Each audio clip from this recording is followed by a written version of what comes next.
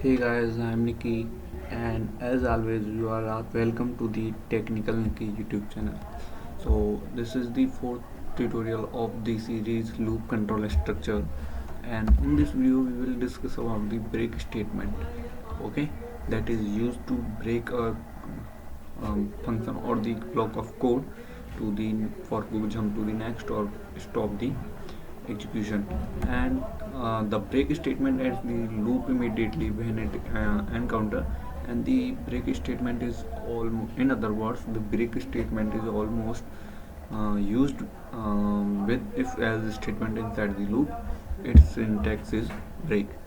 Okay, it has only this single word syntax because the keyword of break is contain only its own word break. Okay, and a break statement works like that. The file text here it text this expression or the condition, then execute the code. And this is this condition if condition to break statement. It means to break. If the condition is true, then it break this, and after this execute the remaining statement of the program. So I will explain it to you into the program. So I'm going to the Visual Studio Code. Okay.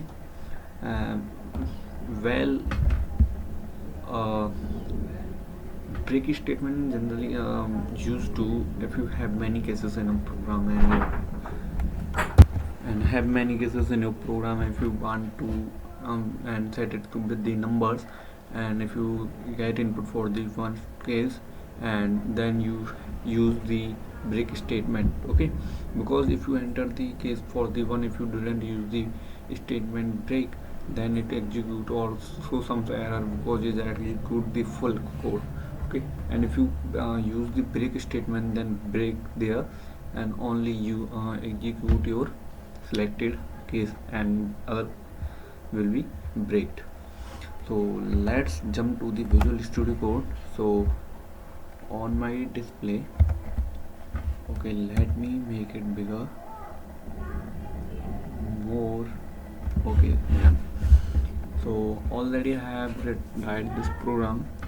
uh, this is the test.c file, because in this file I have test all the codes is working or not and execute them securely. Okay, as you can see, there is lot of code. I have make it that here, lot of code. This is the very big, and you can see how much lines are. 211 lines, sorry, 10 lines is right in the text or the code. I make all the line commented out. If you don't know how to make line comment, use comments and see. So go to my channel and access the playlist of C program, and then you can search for the comments and see, or I will give the link in the video description. So here I have the one integer that is num, and I print a number, and I store the value or input word whatever I have insert on the output screen into the num variable. After that I have the second integer I equal to 2. Okay, and while I is less than or equal to num minus 1, it means uh, let if our I value is 2, and if number is 5. Okay, then it means wait, I equal to 5 minus 1, it means it true, because it equal to wait equal to 4, and I is less than 4, it means this condition is true. And if num modulus I equal to 0, then print this number. It means if you wait if you have num modulus, it means let your num is 4, and modulus means divide. If you divide it with the I value is 2, divided it 2, then nothing is remain there, and remainder will be nothing. And the 0, we can put it 0, its remainder, not its answer. Okay, its answer will be 2. So this condition is true, and then this execute this code, not a prime number. Okay, and num wait 511. Okay, great, not a prime number. And if we have the if sorry for the background noise. Okay, if I equal to num, it means I value is 2, and the I or num value is same, then condition 2, and it makes the prime number. It means number will be even. Sorry, even prime. I'm absolutely wrong.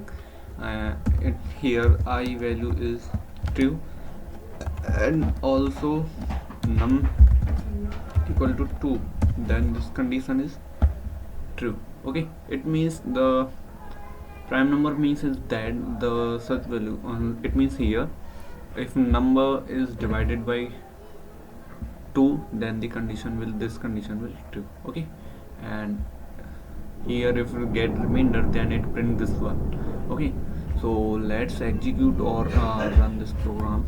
I'm going to run it. Okay, and guys, sorry for the background noise, because here my younger brother make noise.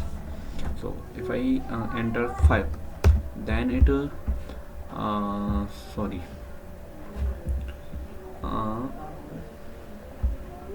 okay, wait, it will make sorry guys,